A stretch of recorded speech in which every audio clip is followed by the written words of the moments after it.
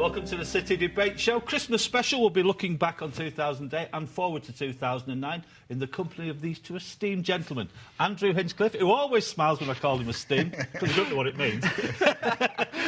Formerly of City in England, now broadcaster of some substance, and the Manchester City reporter at the Manchester Evening News, the one and only Christopher Bailey.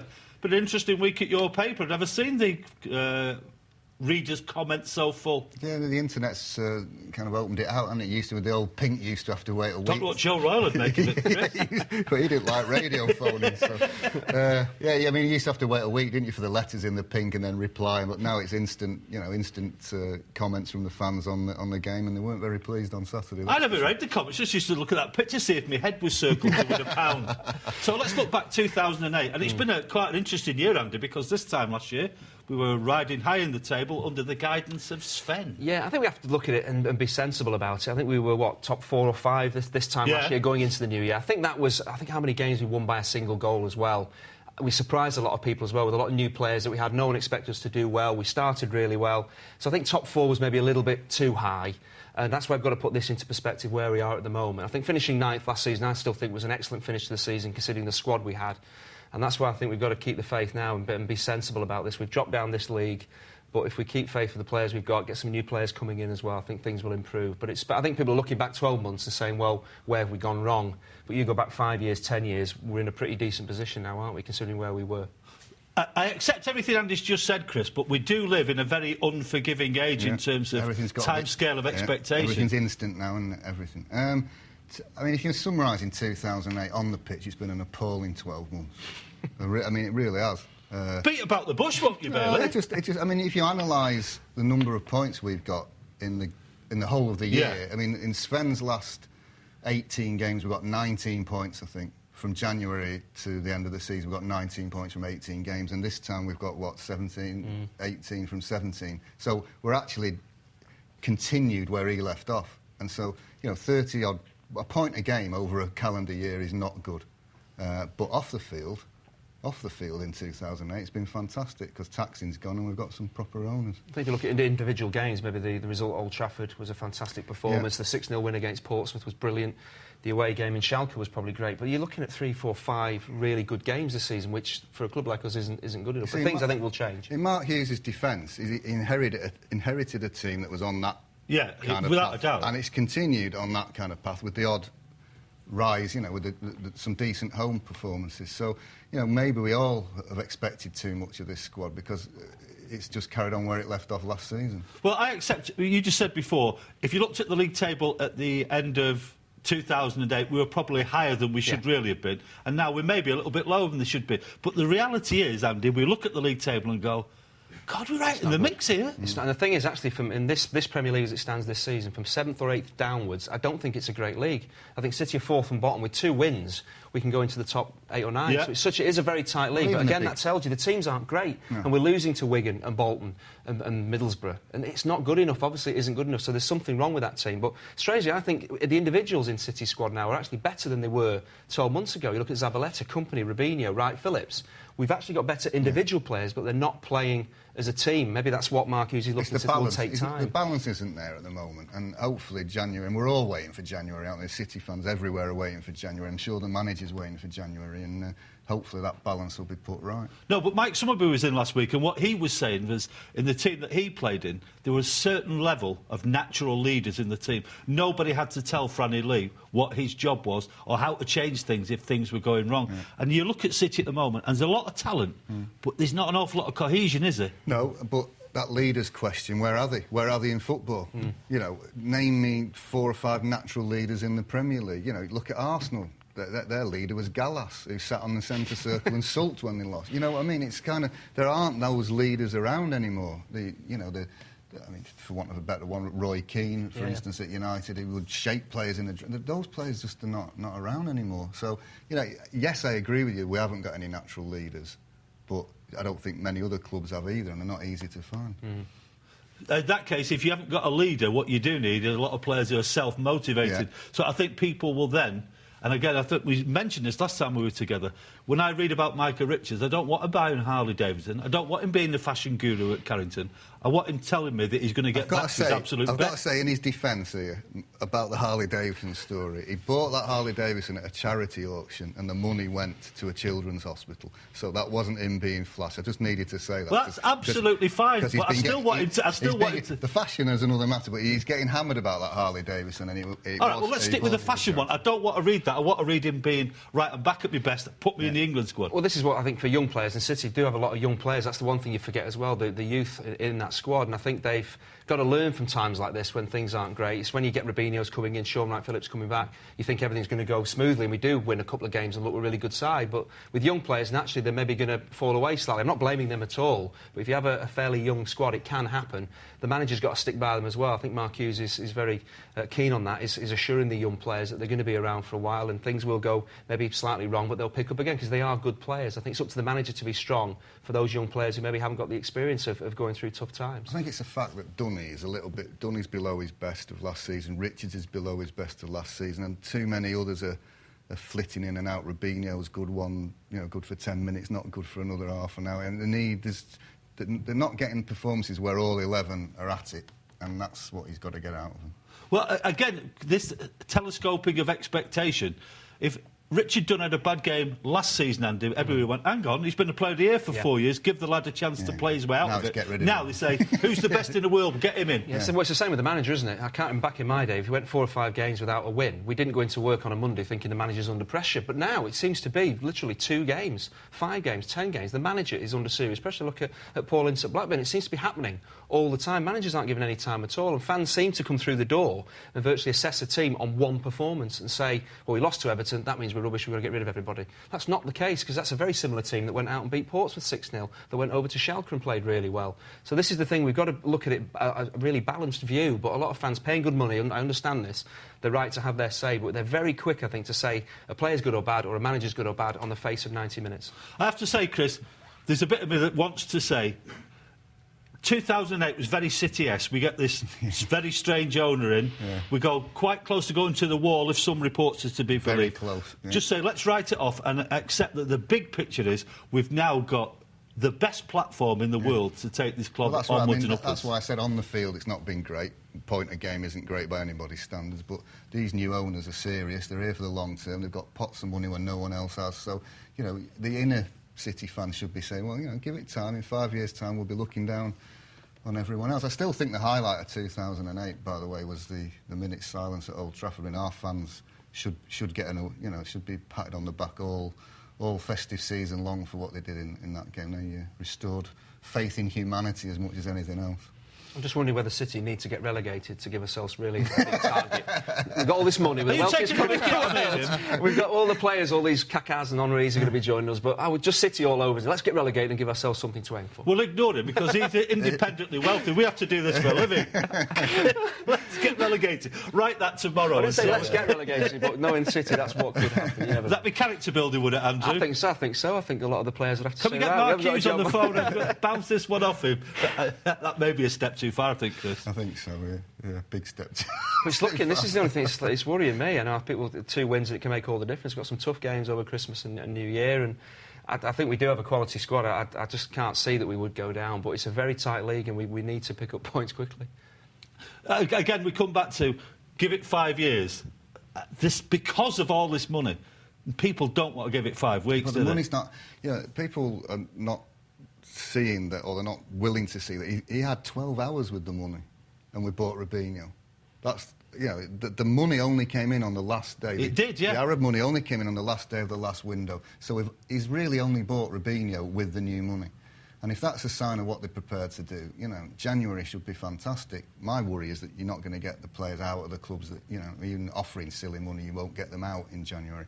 But, he's got to have at least January to try and, sort out the balance and bring in 4 or 5 new players. I think you look at Zavaleta, you look at Company. Mark Hughes in the transfer market, he knows his stuff. He did at Blackburn. Those 2 players, I think, are better than we had before. So Mark Hughes has put 2 qualities, and Sean Wright-Phillips is back. And Joe was someone who was kind of foisted on him. That was a done deal already for reasons we've already discussed on this show in previous shows. So the only real, Ben Haim, You know, he's not been a great success so far, but he had a couple of decent games last month. So, you know, just let's see what he does in January, because he will stand and fall probably by what he does in January. Well, it's going to be a very interesting transition, because the end of the year, we are up against teams. I think the last time we spoke, Andy, we were talking about a 10-point expectation from Bailey 5 games. Bailey we're blaming him. So Bailey. we're talking about a 10-point expectation. We made a pig's ear of it by losing at Everton. So you would hope that you don't want to be looking at the end of January and saying, well, these new players are coming in, and the first job is to make sure we don't get relegated. Well, that's the first job of every team in that Premier League every season, is to make, you know, every team is the first job is to get to the magical 40-point barrier and say, well, we're safe now. You know, I mean, we've seen the last 2 times in the last 4 or 5 weeks that none of the top 4 have won on a given weekend, and that shows you the equality. You know, Hull have gone to Arsenal and done well. They've gone to Liverpool and done well. Liverpool haven't beaten Stoke at home, Fulham at home. You know, the gap isn't as big as people think it is, and Andy said, this league, you're going to have to scrap for every point. I think it's probably 10, 11 teams that could still get relegated. Still plenty absolutely. of football to be played. It is very, very tight. And as you said, with City are capable of winning games, I thought a good point at Fulham. We can build on that, beating Everton. I did think we would beat Everton. Suddenly you lose, then this West Brom game looks a big match for us now. Everton, no strikers. I think the manager, I think the players, I think the fans, everybody thought we would beat Everton, you know, a week ago, and we didn't do it. Now, City Debate Show. We're going to be looking forward to 2009 in the second half. We discounted Andrew's idea that relegation would be character building. And we're going to try and expunge 2008 from the record books, apart from the arrival of the new owners. Yeah. And we'll be hearing the views of some of the fans as well. Loads more to come with Andy Hinchcliffe and with Chris Bailey, City reporter at the MEN. We'll see you on the City Debate Show 2 minutes from now.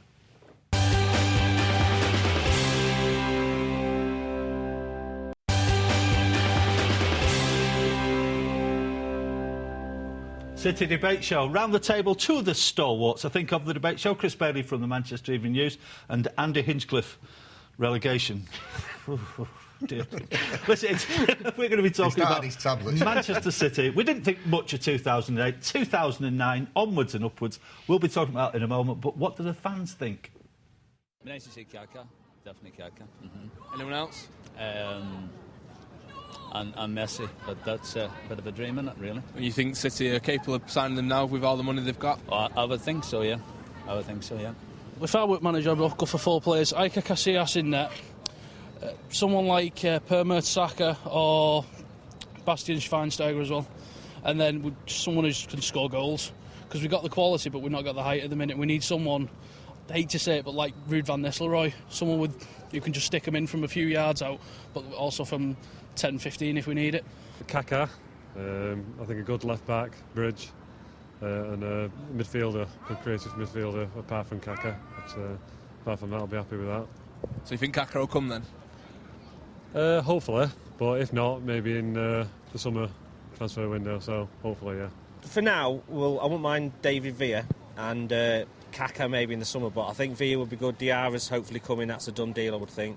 We need somebody on the left, so maybe Bridge and Chelsea. And as I say, just another striker to back Villa up. I'm not too sure who that would be, but definitely want to see David Villa anyway. Now, you're always going to get fans picking on the biggest of big names. For now. For now. Yeah. What I can't help thinking, Chris, and we've talked at great detail about this idea of the telescoping down of the time frame of this. But there's got to be a staging post that gets us from where we are now. You can't just go from us to the best team in the world without there being some developmental stages in the middle, can you? I think your aim is to improve it this window, improve it massively if you can in the summer, and then improve it again the following January. And by then you should be getting, a year from now we should be talking about a team that's taking... Not it is planned. A year from now we're winning the championship. But you need to put it into perspective. You've got City fans there talking about players like Casillas, David Villa, Kaka will sign him on. And he's just thinking, who were we talking about 5 years ago about signing? Even 2 years ago, It's we incredible. were talking about Billy Sharp, Caleb Folan. Let's get one of these. Let's try one of these strikers. And 10 years ago, it was Bob Taylor and Lee Peacock was on his way. And it is get it in. David Villa do for now. For now, I mean, no, but I don't want to rain on your parade, Christopher. I don't want to rain on your parade, but I was talking a couple of weeks ago with Gary Owen about this very topic, and I said to him, we were linked last week with Gareth Barry. He'll let you get a word in, didn't he? Gareth Barry is 28 years old. Yeah. His best years He's either in them or they're immediately in front of him. Yeah. Is he going to be part of a work in progress, or in his best years, is he want to be challenging for the Champions League? Well, he'll want to be challenging for the Champions League, but there's no reason why we can't buy those players at 28 and get rid of them when they're 30. If they've got if they're going to put the kind of money. Would they want to come because they can see a last chance of glory?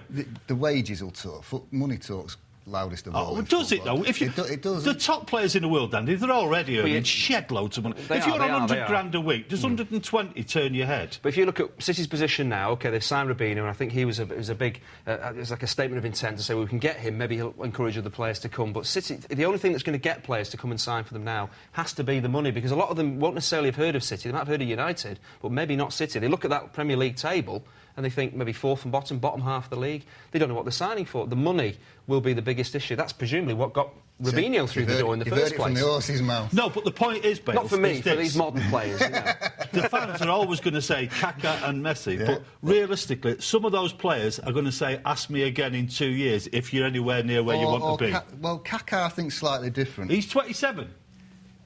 Is he? Yeah, 27 this year. He was a lot younger than that. No, he's 27, so he's in the same boat. I've not checked his birth certificate, but with Kaká, AC Milan are potless.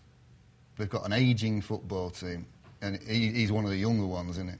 And Ancelotti needs money to rebuild AC Milan. Now, of all the clubs in the world, we're the only one who could go to Milan and say, how much do you want? 60 million, here it is in one go.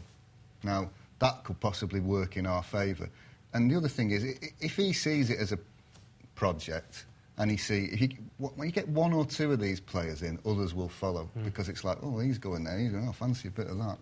And, I wouldn't rule Kaká out. Messi, I don't think he'd get out of Barcelona at any price, certainly not in January.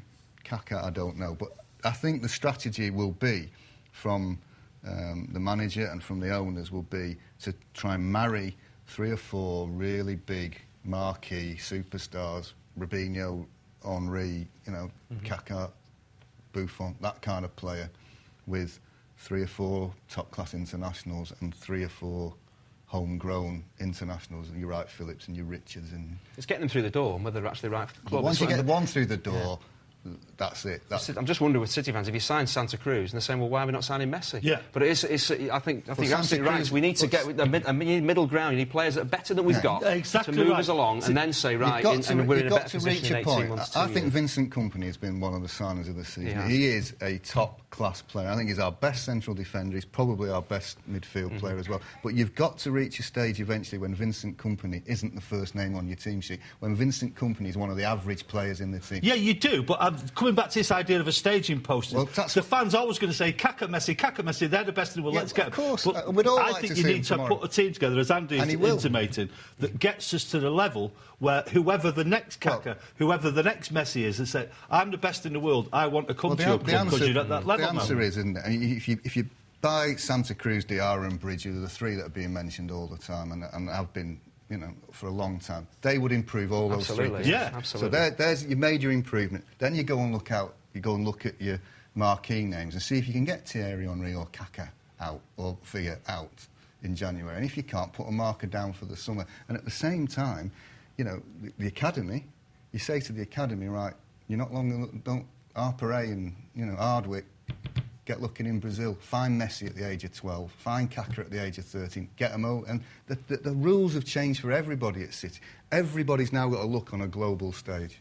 Do you know what? That's a much better plan than your relegation. That wasn't a plan. I'm buying this. It was meant to be just a humorous statement, but you've just blown it out of all proportion. But I think Chris is right. I look at players that Chris mentioned there, like Santa Cruz and Bridge, or Stephen Warnock at Blackburn. Not Neil Warnock. Not as a player. Completely overboard. But they would certainly improve us, and I just wonder how City fans... It's amazing how quickly they've changed. Suddenly the money's come in, and suddenly we're going way over the top. We're going to buy 5 or 6 of the world stars. It's not going to happen because they won't come to City.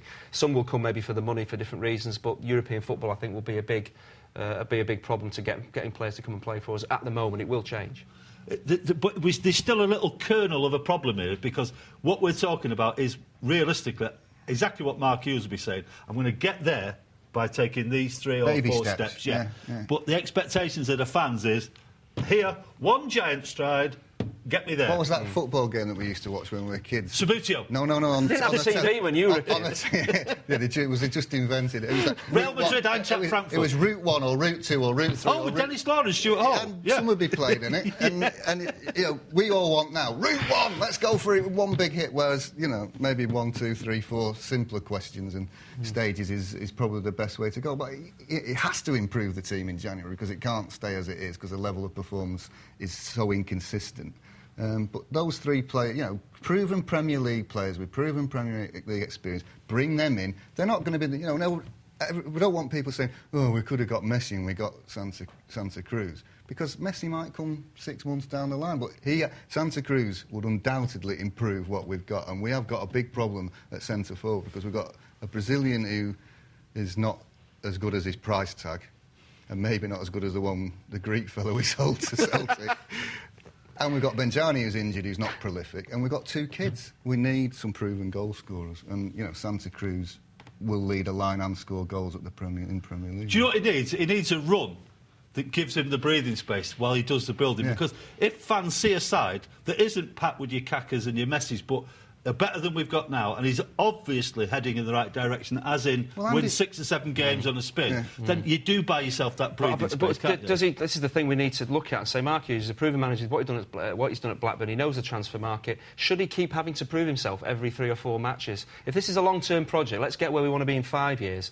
It's going to take that length of time. It's not going to take 2 or 3 matches and suddenly we're a team of world beaters. It's going to take a lot of players coming and going. And I think Mark Hughes at the moment, he needs to just be left alone to try and do his job. But if you're paying good money, I understand you'll criticise individual performances. We all do that. But over the course, when you look back over the season that's gone and the season that finishes ahead of us, we have to say, well, we've got to maybe just be sensible and leave Mark Hughes to do his work. Yeah, I accept that, the timescale, but if you think Alex Ferguson, it took him 7 years to win his first Premier League, but what bought him the breathing space? Winning the Cup in 1990 and the European Cup. Didn't he win at Nottingham Forest one weekend, and he was going to get sacked? We played Nottingham Forest. That could spark us, but...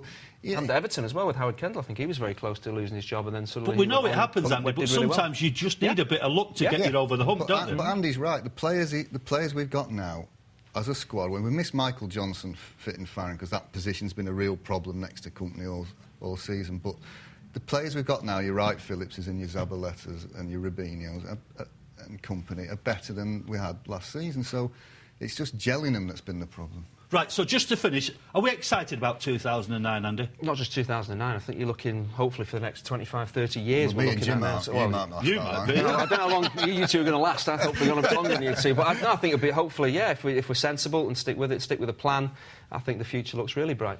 Last word? Well, I think in 10 years' time we could be the preeminent force in Europe. You'll be 70 years old. Nearly, yeah. No, not quite. If it's just our luck, we'll die just before it happens. I'll just feel it. Thanks for introducing that cheery note, Andrew. So we're going to get relegated and we're going to die. Thanks, Andy. So we're going to be talking about the City for a while. You Merry probably Christmas. gathered that. Many thanks to Chris Bailey from the Manchester Evening News. Many thanks, as always, to Andy Hinchcliffe. Have a great end of 2008, and if it's half as good in 2009 as we're predicting, it's going to be a great time to be a City fan. Enjoy.